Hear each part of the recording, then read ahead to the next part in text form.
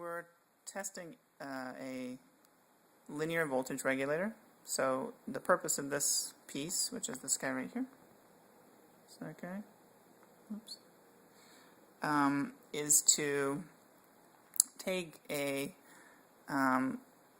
input voltage, so in our case it's going to be from 2 to 6 volts, and drop it down to a fixed voltage output. So in this case it's 1.8 volts.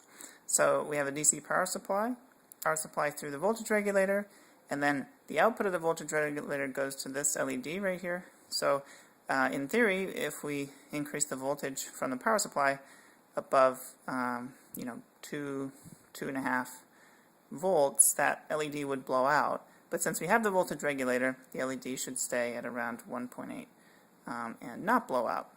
So let's see what happens. So you can see so if this were directly connected to the DC power supply, the LED would be on right now.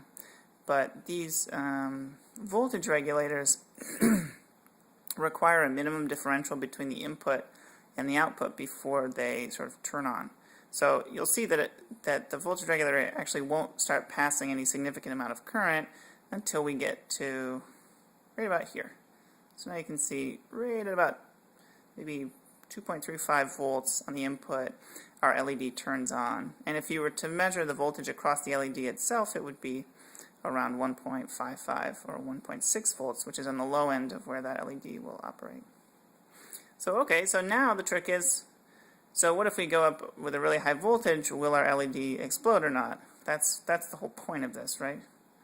So it doesn't. Look at that. We're at 4 or 5 volts, and I won't show you, but if you measure the voltage drop across the LED right now, it would be a constant 1.8 volts, which is exactly what we want.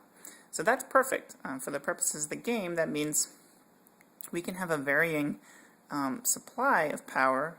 That might be a solar panel, it might be a capacitor, or other things, which are above the level that LEDs can operate at, and then we can regulate it down to what will work for our LEDs.